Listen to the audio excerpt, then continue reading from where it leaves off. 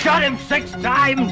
I shot him in the heart. This man, he's not human. Halloween 2. More of the night he came home. So this week we're talking about Halloween 2, 1981. Not to be confused with Halloween 2, 2009. Or Halloween Kills. Which is Well, the they same. didn't call that Halloween 2. Yeah, I guess it's not called. At least they had the decency to think of a new name. So yeah, Halloween Kills. Great. And actually, Fine. when I was looking for this movie, it kept trying to serve me up. Like there was a listing for Rob Zombies, and it was listed as 1981. I don't know through what service, and I was like, what? I'm confused about which one I should watch, but I found it. So Halloween 2 was released on October 30th, 1981. Apparently, John Carpenter directed a good portion of the film and wrote the screenplay, but could not direct the entire film in time due to directing another film, which I assume would have had to have been The Fog. sure. So he appointed the director role to Rick Rosenthal. He stayed on as producer, though, right?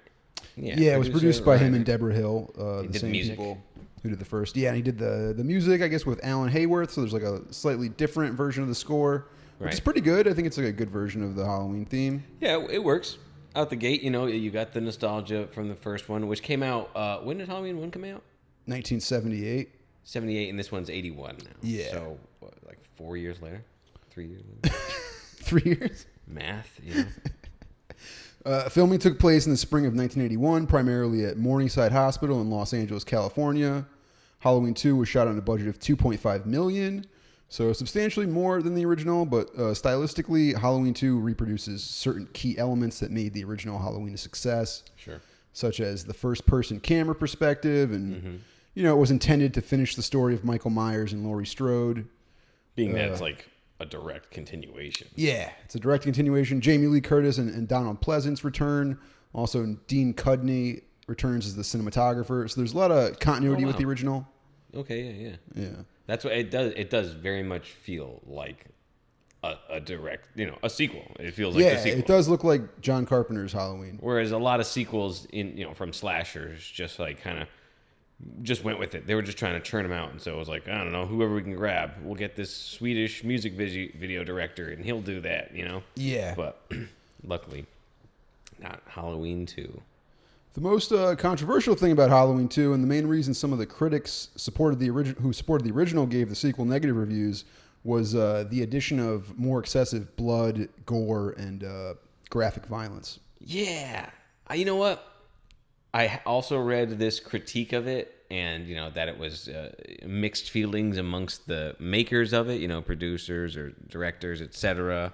But it was also felt that they kind of needed it, in order to compete with the current 81 like mainstream horror movies to have violence and whatnot. And you know what? The first movie, I gave it a 2-star, a 2 De Niro. Do you remember this? Mm-hmm. Because I felt it was kind of slow. I mean, the suspense was nice and like building it up and, just being like, oh, is he there? Is he in there? He's watching me. He's not watching me. Is he? That was great. But it kind of lacked the kills that I, a modern day movie viewer, was hoping for, in such a slasher. So maybe it's warranted for this, and I wasn't disappointed, I guess is what I'm saying, with the violence. Yeah, I mean, what I thought was interesting is that the director, Rick Rosenthal, originally shot it more subtly, like the original, and then it was John Carpenter who came in during post-production and ended up reshooting a lot of the kill scenes.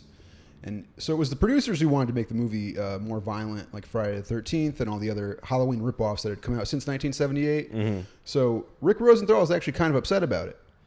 I mean, wouldn't you be? No, I don't know. I mean, if it's gonna make, producers, they're gonna call their shots. Maybe right? it definitely the addition of the 80s gore does make it feel less novel and more like all the other slasher movies. Sure. There's a lot of characters that feel like they are just disposable characters who exist solely to be killed by Michael Myers. Yeah. Before he can, have conflict with the main protagonist. But I mean, come on, it's a genre picture, Yeah, I guess that's what it became, right? Yeah, it designed its own box to limit itself in. So yeah. But what's also interesting is that this movie feels like it has a lot of story elements and stuff squeezed in last minute.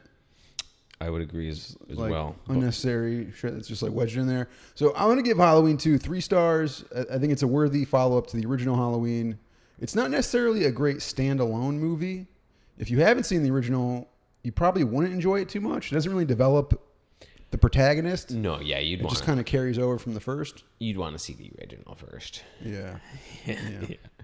So, Halloween 2 is a direct continuation that picks up immediately after Dr. Loomis shoots Michael Myers 6 times, sending him out the second-story window where he abruptly escapes the police and Dr. Loomis. And now Michael is in his mask, he's covered in blood, and he's able to walk the streets of Haddonfield amongst all the trick-or-treaters without being noticed, which is a great idea. Sure. For the character. The police are now, and Dr. Loomis are now tasked with looking for a masked killer in a crowd of people in masks, which I think they just couldn't really do in the original because they didn't have the budget for crowds and things. But also, I don't know, for the original, if this is a direct continuation and I was watching the 2 back-to-back or even edited together or some sort of crazy thing, it would, or at least my feelings towards... I feel like it got late in the night and then it goes back to early exactly. in the night. It was like 6:30 and it got in the night and everybody did the Halloween thing till it was 8 o'clock, and then it was maybe like midnight when Michael was really terrifying people and she's knocking on all the doors and no one wants to either get up out of bed or come I was thinking about that. Either it is kind of like a continuity error with timing, or the younger kids are in because it's not that late. And there's still like high school age kids trick or treating, or like there older were still, kids trick or treating. Yeah, it's true. I guess they didn't see so many younger children. There were mostly just teens. Yeah. Throwing eggs, putting bologna on cars. Yeah, fingering each other in parking lots at the Safeway. Eating toilet paper. Yeah, and then vodka tampons. Vodka tampons? Yeah, Gary, you never done that? No, is that what you used to do on Halloween? You put a vodka tampon in and go trick or treating? Yeah, and before you know it, you die. Yeah. From overdose of alcohol straight to your colon. Yeah. Yeah. Yeah, it's pretty awful. Well, it's very irresponsible of the homes to give you vodka-soaked tampons. Yeah. Well, you got to go to that house last, I guess, at the night. Otherwise, you're going to start there and then you're going to pass out before you get to the second house. So, Laurie Strode is taken to Haddonfield Memorial Hospital on a stretcher. But what's even more concerning is there's a small child being brought into the hospital with one of those like old school disposable razor blades lodged into his mouth. Oh, yeah. This was always like one of those myths, Yeah, I guess it's supposed to look like he bit into an apple with a razor blade in it. God. Probably the scariest thing in the whole movie. The idea of just biting into a razor blade is pretty... I didn't realize that that's what happened until I was doing like reading later. I guess I was distracted for a second while that was happening in the movie. But yeah, this is a pretty well-known urban legend. I saw his teeth, his face bleeding, and I thought maybe he had like tripped and hit the sidewalk. No, he's walking in with the blood, and they do a shot where he turns profile, so you can see the razor blade lodged into his mouth and tongue. Yeah, it was. Gary, you ever ate a razor blade by accident? Nope, not me or anybody else. It's never ever happened ever. I bet someone somewhere has accidentally ate a razor blade. I guarantee. One poor fool in the history of razor blades has accidentally eaten a razor blade. I don't think it's ever happened, but I mean, like you're kind of burying the lead because giving kids apples with razor blades in them is pretty bad, but giving kids apples on Halloween is also pretty shitty. Oh man, yeah, you might as well just give me a razor blade, person. Right? Thanks. That's not a treat. And the kid fiber. The kid who's going for that is going to be sorely remiss. Oh, great, an apple. Oh, great, it's the pretzels. I'm glad they gave me pretzels on Halloween. Oh, popcorn ball on Halloween. Oh, my favorite. Necco wafers. Don't give me Tootsie Rolls. If you give me some bullshit on Halloween, I'm toilet paper in your house and strangling your dog and stabbing my sister to death 16 times. Yeah, maybe now we're getting to it. That's why Michael Myers stabbed his sister to death, because he got really shitty candy. Yeah, shitty candy. He was already upset because he had to wear that fucking gay clown outfit that his mom bought him. And then he had to go out, and all he got was a fucking apple and, Yeah. He comes home and his sister eats all the best candies out of there. Yeah, he gets home and his sister's fucking having sex. He's like, what the fuck? I'm not going to do anything for him. Her boyfriend ate all my... I want to have sex with my sister. Stab. And, kids just don't know how to do it. But, yeah, the tampered with candy thing, it's like, it's literally never, ever happened. and people are still freaking out about it. Maybe it's this movie that did it. Maybe this movie put that like idea into the diegesis, our collective knowledge that might be a thing. No, I mean I think it was already a thing. I mean, obviously they're playing. Well, on also it, it's a thing that's been around forever because it's a wise tale from back when people used to hand out apples on Halloween. It's from the fucking 50s. Is it like in the 70s? In the 70s, we developed high fructose corn syrup, and people started getting Snickers bars on Halloween. In the 80s and 90s, they weren't fucking handing out apples. But it's definitely been around forever. Do you think it was like an anti-Halloween propaganda like lie? You know, like, oh, Halloween's for scum heathens. You know, I'm gonna tell them that there's probably like people putting razors in their apples. Don't let your children sin, people. Don't let your children go out and sin. There's razors in the apples. Keep them at home. Teach them Jesus. Well, you were raised as a Jehovah's Witness, Russ. You didn't have Halloween. You were fine, right? Yeah, we just stayed home and flogged ourselves. Yeah, it was pretty good. Yeah. So, the next thing that caught my attention in Halloween 2 is that one of the EMTs that brings Laurie to the hospital is played by a young Leo Rossi, who played Turkel in Maniac Cop 2. Oh, I was wondering why he looked familiar. Yeah. And he's pretty much like a generic, college-aged, horny kid. He might as well be a counselor in, like, Friday the 13th. Right, right. The scenes with the kids in this movie, they're almost indistinguishable from any other slasher movie. Yep. So, they're just going to be canoodling. Yeah, so Laurie's in the hospital, and Dr. Loomis is driving around with Sheriff Lee Brackett, and they're looking for Michael. When he spots someone who he thinks looks like him, and he gets out of his car and he aims at him before the sheriff can stop him from shooting what's fairly obviously like a trick-or-treater and just like a slightly similar mask. Yeah, yeah, right. So at this point in the night, Dr. Loomis is pretty stressed out. He's making questionable decisions. He's pointing guns at children. And then just then another police cruiser shows up and just slams the kid into a van. Out of nowhere. Yeah, causing a pretty substantial explosion. Immediately upon impact with the van, as should happen. Yeah, and then the person in the costume just goes up like a log. Like, who knows what the fuck they were making kids' Halloween costumes out of back then? It's probably like paper mache and oil paint. Just gasoline. Yeah. Somehow. Just some synthetic plastic that was extremely flammable or some shit. Tiniest little hairs. And, the explosions and stuff, this is probably where the $2.5 million budget went. Like special effects and makeup effects. Right. Yeah, that is probably where it got ate up. I mean, yeah. The bigger, crowd shots and the bigger special effects. Yeah. This one just had more. The original was like stalker. He's in your closet. He's around here. This one is like we're out and about and we're doing some things. Yeah. But they don't expand the scale of the movie to the point where it doesn't match or feel like it fits in the world. So they, we scale it back eventually. Yeah. So the scene though, it's like it's confusing because I'm not sure if the cop meant to hit the kid, if it was an accident, because he gets out of his car like I couldn't stop. I don't know what the fuck happened. He couldn't stop. Yeah, Yeah. I don't know. He lost his.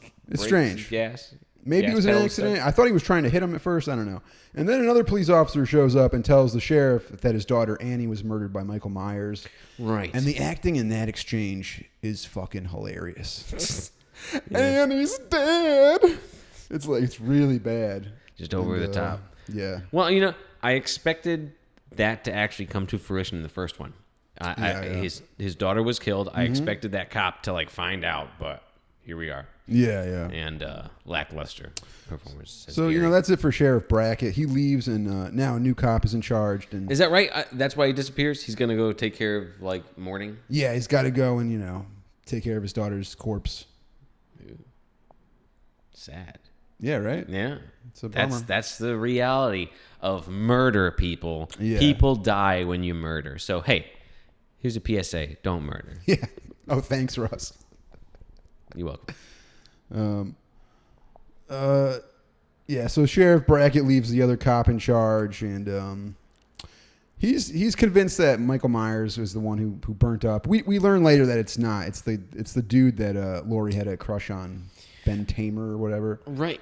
Which what an insult to injury, like literal injury and figurative insult. Well, it's pretty obvious. There's a fucking melting bag of candy next to this corpse. Maybe that would be a pretty good hint that it's not the sociopathic killer they're looking for. Yeah, you think you would like try to get him out of there or something. I don't know. Like just assuming that it's the kid. Well, yeah, of course the cops are like, nah, he's dead, and Loomis wants to continue pursuit of Michael. Of course. And then there's like a very tacked on scene where Michael hears a radio say that Laurie is being transported to Haddonfield Memorial.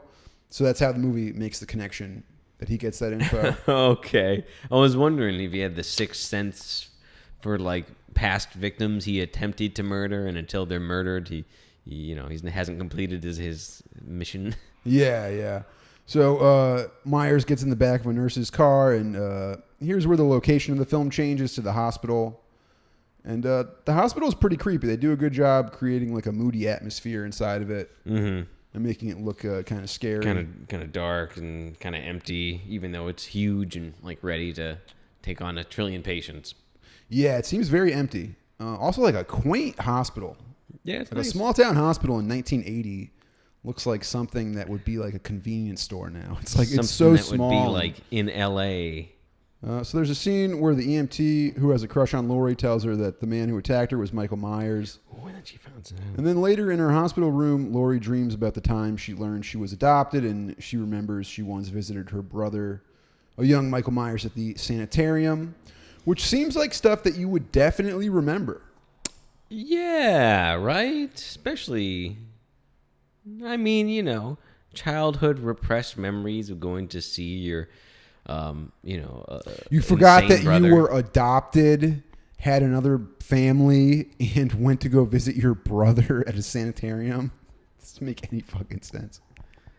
So with this sequel, the filmmakers are adding more backstory. Laurie wasn't just randomly chosen. She didn't just run into a psychopath. She is Michael's other sister. And I guess the reason for this is because the producers or whomever felt like there needed to be a reason for Michael to continue pursuing Laurie in another movie. Like if she was just a random kid he was trying to kill, he would just move on. Yeah, just like anybody, he killed you or he didn't. Yeah, bumps into you or he strangles you out, and hits you in the face with a whatever he does. Yeah. So once Michael gets to the hospital, there are lots of characters for him to kill. The security, the two EMTs, the nurses, the Paul Blart looking security guard. A lot of these characters feel pretty generic. Like I said, there's a bunch of college kids trying to get laid. Yeah. And one of the more memorable kills, Leo Rossi, the EMT, and one of the nurses is in the therapeutic hot tub. Yeah. And Michael, first he turns up the heat while they're in get it, out. while they're all naked and in it. And, yeah. So Michael turns up the heat. It's like 120 degrees. By the way, most hot tubs, you can only turn them up to like 101.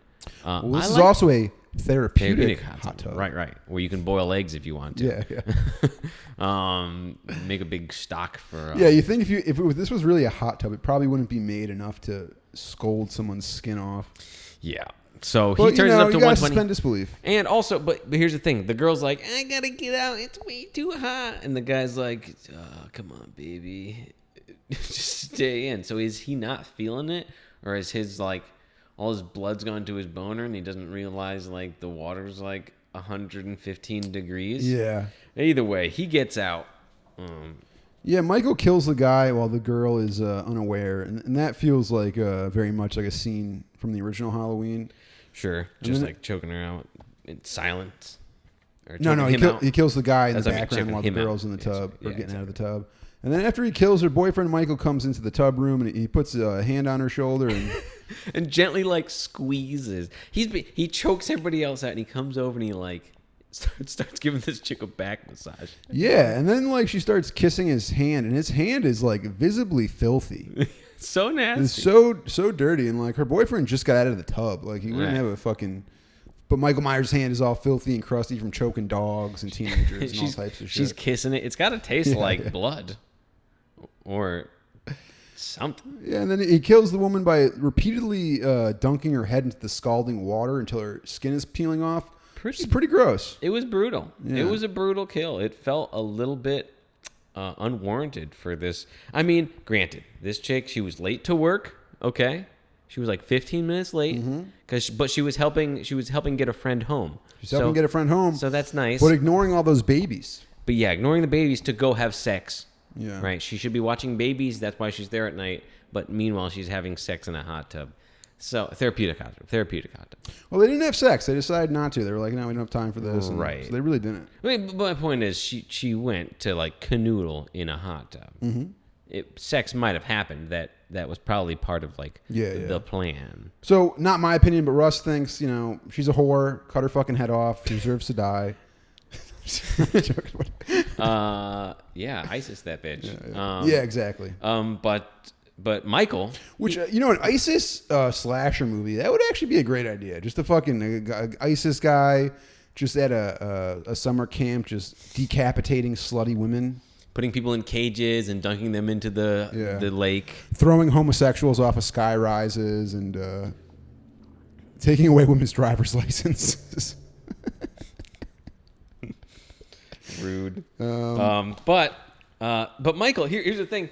He's dunking her head. His hand is flushed in that like 150-degree water. You think his hand would get burned, but he's supernatural, right? He's some sort of monster. He got shot 6 times at least by Loomis. 6 times in the heart, Gary. 6 times. Yeah. He shot him 6 times. He shot him 6 times, Gary. Remember when Loomis said, "I shot him 6 times"? Loomis has this rant where he just says he shot him 6 times, like 6 times at least. There's a scene where Dr. Loomis and the police go to the local elementary school, and they find Michael has written Sam Hain on the wall with blood. So Michael, here's a spin-off movie idea. Michael goes to school. Yeah. So he's there, and like because he never got to finish school because he went to a mental institution when he was 6. Right. So this is the place he knows to go, right? I guess, and he does like a big stack of drawings, like crayon drawings. He basically Michael is, developmentally, in Arrested Development. So he just goes back to exactly where he was when he went to prison. He goes right back to like the first grade classroom, and he just starts, making crayon drawings of his mom and dad. And stabbing big knives into the ones he plans to kill. It was a little bit like, okay. Yeah. It feels unnecessary. Also, it just seems like he has time for this. He's killed so many people tonight. He's also had time to go to the elementary school and like draw pictures and fucking write on the wall in blood. Here's the thing, too. All right, so this stunted psycho killer, 21-year-old, draws in crayons, goes back to the first grade, and then he writes Celtic, like deep Celtic lore on the wall in blood. Yeah. Like, what? Who taught? What? It just doesn't actually lead to anything, dude. If Michael. Here's the plot of Michael Goes to School, right? Maybe he's like got to kill people or whatever. That's his thing. It's on the side. Or he's bully, right? He stuffs people in lockers and in little pieces. But he excels in Celtic and ancient pagan practices. I assumed if Michael was going to go to school, it'd probably be with an AR-15. Yeah, there you but go. Too real. They didn't have AR-15s back then. You had to get a knife and do it the old-fashioned way. Yeah. Real slow, like none of this fast. Everybody's dead. So one person at a time. Now line up, and I can't even get you all on a line. So you stand out the way after I stab you, and I'll stab the next person. You know how it goes, Gary. Yeah. That line of people ready to get stabbed. That would be pretty convenient. So Loomis's colleague Marion Chambers shows up to escort him back to Smith's Grove on the governor's orders, and in the car she tells him that Laurie's Michael's younger sister. This is where this is finally revealed. Real ham-fisted. Loomis is staring off, like spouting like philosophy, like the darkness in all of us is blah blah. She's like, hey, don't you know that Laurie from the first movie is gonna be hunted by Michael? And then Loomis is like, oh my god, that makes so much sense. Well, he figures that out. She just tells him that Laurie is Michael's younger sister. Then he's like, oh shit. So now he knows that Michael's going to go after her again. I guess he does. I guess. Sure, why not? Yeah. Gonna unfinished business. And so he fucking pulls out a gun on the cop driving. Yeah. Who plays it so cool. Like, this cop is ready for whatever. He's like, all right, man. You don't have to pull that gun on me. I'm just driving. Where you gotta go? So he pulls a gun on the cop and makes him go to the hospital. Then Loomis shoots to intimidate everybody. He shoots the inside the car. Mm-hmm. Everybody would be deaf.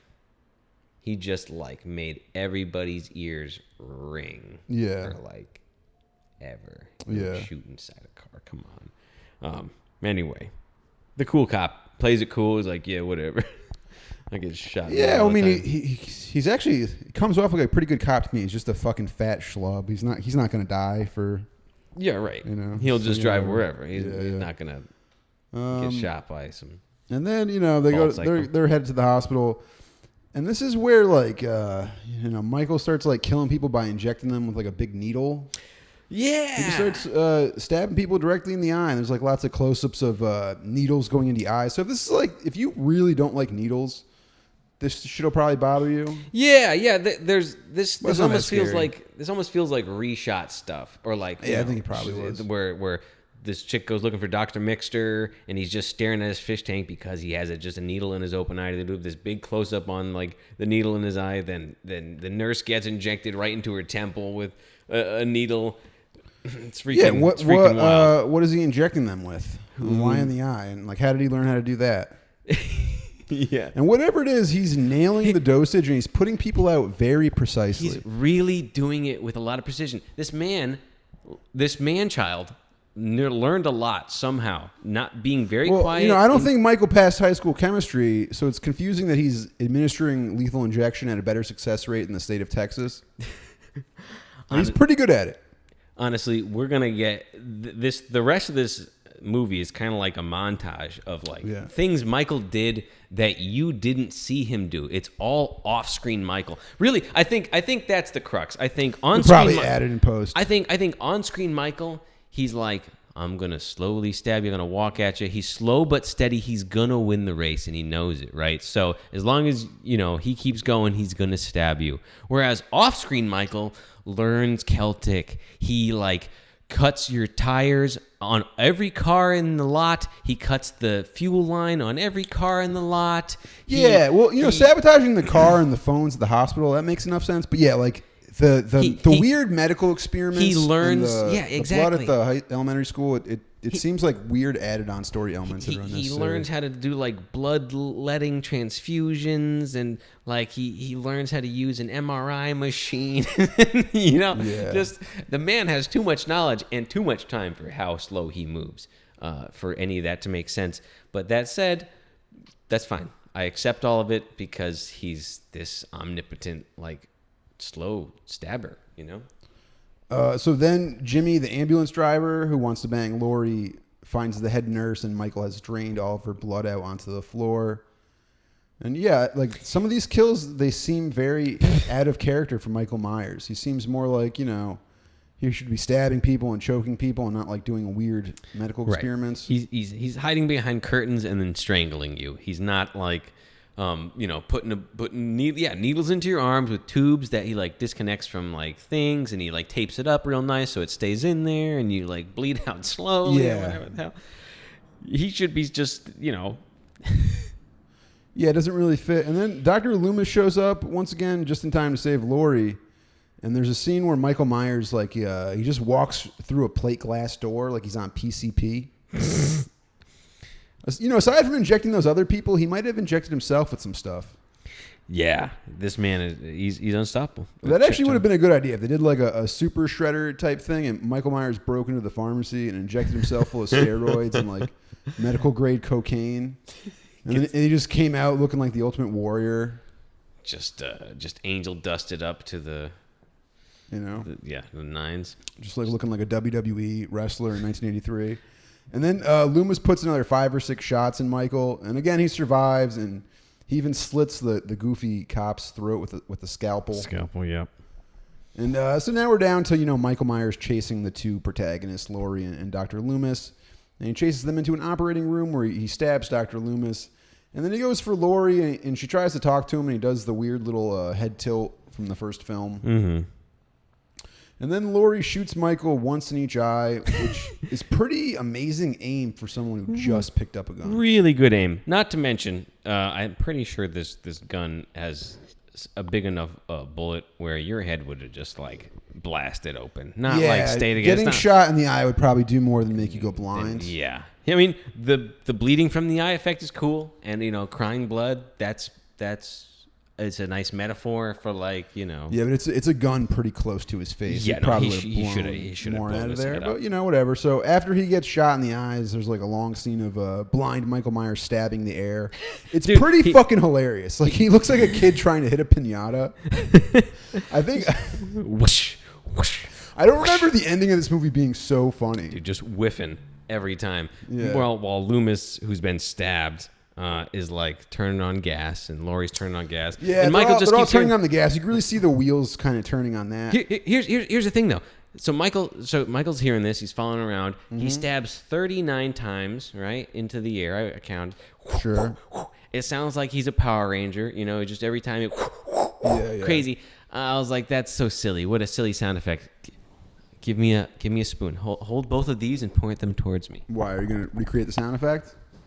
I thought it was stupid. I laughed. Right? Can you hear me? I don't know. I don't think they can hear you on mic. I thought it was. No. Just wait till you get back to the mic. I thought it was stupid. I was like, there's no way that sound would ever be so loud. All right, point both these mics at me. Okay. I got a spoon in my hand.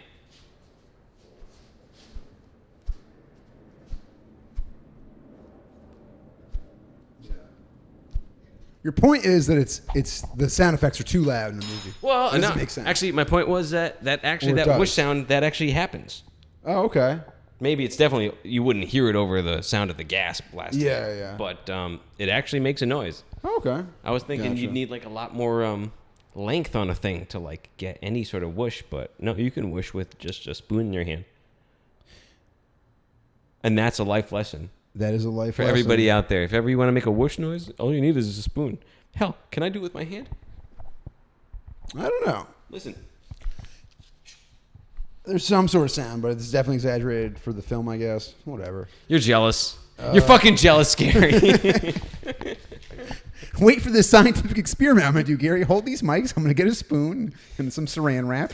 All right. And then these vodka tampons. And So Dr. Loomis sacrifices himself by igniting the flammable gas in the room with his lighter. well, not his lighter, the cop's lighter.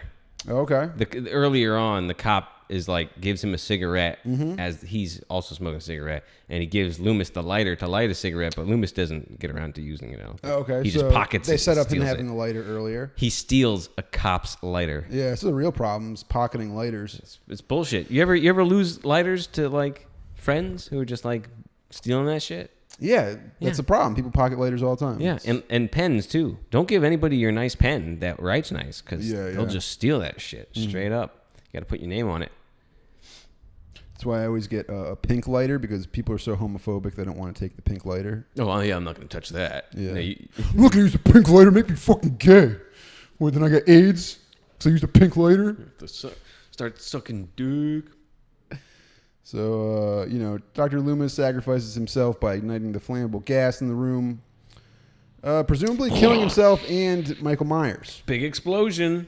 And, I'm a sucker for a fire walk, and Halloween 2 doesn't disappoint. There's a pretty decent fire walk. You could see the flame retardant gloves. Yeah, Besides that, it's pretty good. Mike's looking pretty puffy as he firewalks to death down the hallway. I guess it's easy because he's got a jumpsuit. Right, yeah, It's sure. like a jumpsuit's kind of easy to hide. And he's got a mask too, so it's not just a regular face, right? It's going to be a little bit bigger. But yeah, I wasn't disappointed in the final flame walk to death. He falls down face first, presumably dead. We kill him. Yeah, they try to kill him. They try to give it an ending. And like I said, I think it's a worthy continuation. So I'm gonna give it 3 stars. It's better than most slasher movie sequels. It didn't perform quite as well as the original, but it was still a big success. It made like $25 million. And I think it beat out a lot of the similar films from that year. Like it performed better than Friday the 13th Part 2. Okay. Well, that 25 million. That's a 10. That's a 10 times 10 times the budget. return. Yeah, That's great. It's a great return. And then Halloween 3 tried to transition the series into an anthology film series of different stories about Halloween. And that was a big financial failure. So there wouldn't be another Halloween film until the late 80s when they finally made Halloween 4, the return of Michael Myers, which I always thought was kind of a bummer because Halloween really created the genre, and Halloween 2 was a pretty good sequel. But because of the failure of Halloween 3, you didn't really get a lot of Halloween films in the 80s. Sure. That's a bummer. Yeah. We did skip over a couple of my favorite moments though. Oh, sure. Tell me about them. Just to go back, but so we're Michael, Jimmy, I guess the Laurie's love interest, or the kid with the big poofy hair, kid with the boner for Laurie, that random person who just came in on Halloween night to his hospital. Yeah. Anyway, he meets up with that nurse. Which, like, dude, you're a college-age guy with a job. Stop trying to have sex with a 17-year-old who just came randomly to the hospital. Fucking weirdo. Yeah, right. So anyway, he meets up with this nurse before she's murdered, and he said, you find anybody? All right, well, I can't find anybody either. So you go off this way and search an empty corridor. If no one's there, then you go get in the car and go get the cops, right? That's his plan to her. And I'm going to keep looking around here. Anyway, he runs off, and Michael is like clearly standing there. He's just like there next to him, like silhouetted by the 10K watt moon outside. His shape against the this fabric. Yeah. Anyway, the fact that these guys haven't seen anybody doesn't surprise me. They couldn't find a fucking shape right next to him, like blaring them in the eyes. He could probably be standing on top of them, and they wouldn't have noticed anybody. The dividing anywhere. up in a horror movie is, foolish. Of course, a cliche that everybody kind of sees. So anyway, this idiot, he goes and he finds this nurse bleeded out with the proper equipment and whatever Michael did with it. But then he goes to turn, and he slips in this big pool of blood and just like eats it hard. Is that what kills him? No, it's not what kills him. I think he just gets knocked out temporarily. Later on, I think he's back though. He shows up in the car, but he dies. Yeah. So was it a concussive blow to his head that he was able to get back up, but he had internal hemorrhaging and didn't realize it? And so when he's in the car... Oh, honestly, I don't remember. Did he just collapse dead in the car for no reason? I thought Michael Myers killed him or something. No, Mike Myers was nowhere to be found. Laurie falls out of the car, which was a pretty good stunt. She scrapes her nails on the concrete, which is gross feeling. And then she crawls away. Yeah, and then Loomis shows up and she's 10 feet away screaming for me. They just walk right past her. And then she ends up and she's screaming at this hospital at night. And nobody's there, and no one's able to help her, and that gave me a real feeling of fear. Right? That's kind of like what happened in number 1 when she's running around. She's in a neighborhood. There should be so many people around, and you're yelling at the door, "Help! Someone's trying to kill me!" And no one's coming to help you. Here, you're bleeding out. You need assistance, and here you're at the gates to the place that can help you, and no one is gonna help you because there's nobody there. Yeah. And that's. I think that's pretty terrifying. Yeah. So I felt that was a pretty good commentary on things. And actually, I read that it was kind of based on the director's experiences. He and his wife went to a hospital at night trying to find for some sort of medical emergency, and it was very understaffed and hard to find anybody to do anything. Yeah, hospitals can be very bad. The emergency room is not a great place to be. Crazy town. Another thing I thought was interesting, we mentioned off-screen Michael being this slow, methodical, curious, and very educated person, able to write Latin and do medical experiments. Anyway, he shows up and Laurie's running away. She just woke up from drugs going wrong and maybe heard dying or something. Her heart stopped and everybody was concerned. But anyway, she wakes up and she's stumbling around, and Michael shows up behind this nurse and he stabs her with a scalpel, right? And then he lifts her into the air. Which seems pretty unlikely. Yeah. So what are the logistics? This is also they do this all the time in these movies where it's somebody's held to a wall by a knife or held up by Now, a big machete, I could understand. It's got the girth. It's got a bunch of, it's got bigness. A tiny scalpel is going to tear out the skin. So is that logistics? Did he stab into her spine and grab a bone with that scalpel and then lift up? Or what do you think here? Oh, I don't know. I don't think it makes any sense. No, it's just nonsense. I thought you had something on it. Where'd you go? Okay, here's something else that doesn't make sense. All right, so she gets picked up in the air. Her feet go limp. Her shoes fall off. Yeah.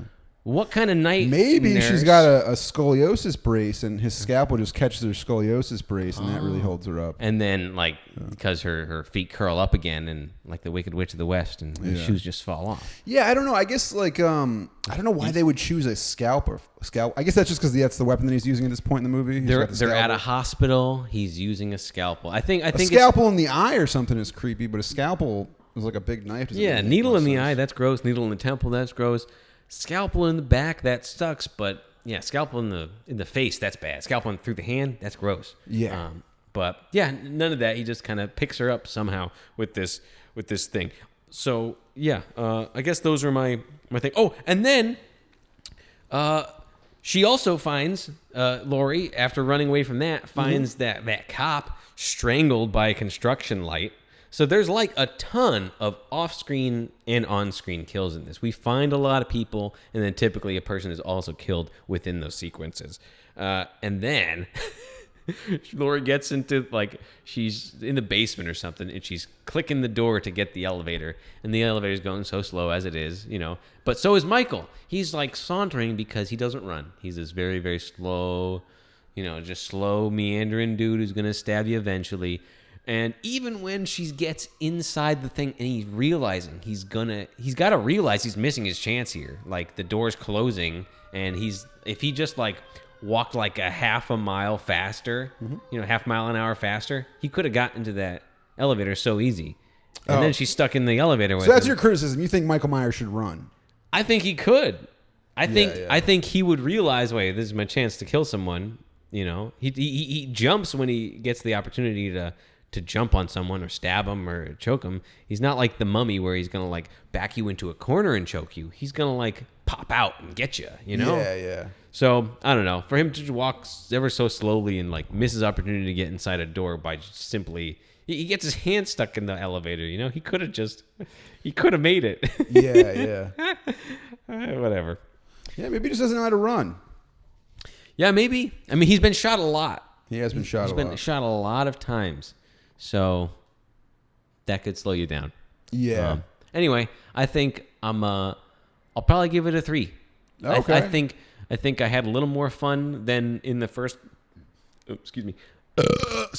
And then in the first Halloween, you know, it had that tension and suspense, but this one had that plus kills that I'm used to in the modern day era. And in fact, with that slow, you know, I've been talking for a long time here, but with that slow, you know, angle, the direction to like keep it like pensive and like suspenseful, I felt like a handful of the scenes dragged. Like, we didn't need to see all 3 characters go over to this car, open each car door, get into the car each one at a time, close the car doors, and then drive off before we cut back to the cop who then reacts to something else. You know, we could have they go over to the car and start opening doors, and we get back to the cop, and then we move on. But this slow editing pacing threw me off at times. So I'm glad they did speed it up here and there. And I heard that was a Carpenter re-edit of sorts. Yeah, I think it's a pretty solid sequel. And like I said, we were talking earlier about how like they never played this one on TV. They always played 3, 4, and 5, which kind of sucked. There is a TV edit. I'm sure there is a TV edit, but it was probably played like, you know, around Halloween time on NBC. But sure, when I was a kid, I just remember Sci-Fi Channel playing a Halloween marathon that only consisted of Halloween 3, 4, and 5, which was very disappointing. 5. I feel like I've only seen 5, and every time I watch a Halloween movie, I expect it to be number 5 because it's the only Halloween I've seen. But I guess I know. I gotta wait 3 more movies till I get there. Yeah. So there was an incident with minor connections to the film that heightened attitudes about the potent effects of media violence on young people. In 81? On December 7th, 1982. Oh. Richard Delmer Boyle of El Monte, California, murdered Francis and Elaine Harbitz, an elderly couple in Fullerton, California, leading to the trial of The People versus Boyer, 1989. And these ended up being called the Halloween 2 murders. The couple was stabbed 43 times by Boyer, according to the trial transcript. And Boyer's defense was that he suffered hallucinations in the house after watching Halloween 2. Oh, my God. which he had seen under the influence of PCP, marijuana, and alcohol. Oh, yeah. You can't mix those three things and watch a horror movie, everybody. You're buying his excuse? Oh, you can't miss those three and watch you did some PCP and watched a horror movie? That explains it. Was he still on PCP? I'll let you finish the report before. Well, the film was played for the jury, and the psychopharmacologist pointed out various similarities between its scenes and the visions the defendant described. But Boyer was found guilty, and no, it's very funny. Boyer was found guilty and sentenced to death. The incident became known as the Halloween 2 murders, and it was featured on TNT's Monster Vision, hosted by Joe Bob Briggs. Nice. Yeah. And there was I think there was a little bit of a push for censorship, but it just never really ended up. Because what are you going to do? They're already rated R movies. I think I did read somewhere that after that, movies were a little more censored. Not that, I mean, this showed like a needle in the eyeball and needle straight to the temple. It was pretty graphic. This might have freaked out producers or something a little bit. I mean, I don't think the movie's that bad, but also, look, many people can watch Halloween 2, smoke a little marijuana, drink a little alcohol, do a little PCP, and they're not going to kill anybody. Just a little bit. You know what I mean? Wait, is there such thing as doing a little bit of PCP? Or is it like a go big or go home situation? I don't know. I mean, I assume most PCP users don't murder their elderly neighbors. How do you even do it? PCP? Yeah. That's a good question, Russ. I think what we should do is get some PCP, watch Halloween 2 again, kill some neighbors, report back. In fact, maybe that'll just be the whole podcast. Yeah. It's just like, Halloween 3, I got a murder. Yeah. Well, hopefully you guys don't do that. So, I mean, well, you can. I mean, you know what? Look, that's Russ's thing. Russ likes to tell you how to live your life. I'm going to say do whatever you want, guys. Yeah. I'm not going to moralize or tell you what to do. Just have a safe Halloween. Yeah. First of all, who's to say that these neighbors didn't need to be fucking off killed anyway? Yeah, maybe they were, Republicans. Yeah, sure. Do PCP. Kill Republicans. We'll see you next week. Save the world.